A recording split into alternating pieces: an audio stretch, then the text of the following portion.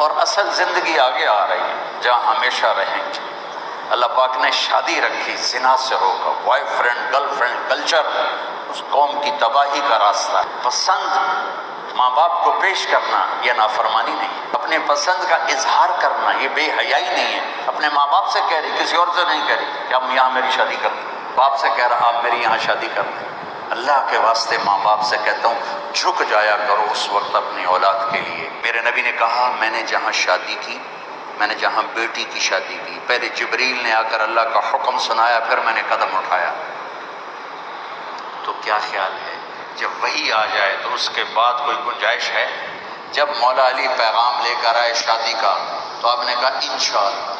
हालांकि जिब्रील आया बैठा था कि या रसूलल्लाह यहीं होगा निकाह, लेकिन आपने हाँ नहीं किया, हमने कहा इंशाअल्लाह। और घर गए और अपनी बेटी को बुला कर कहा बेटी फातिमा अली का रिश्ता आया, हाँ कर दूं।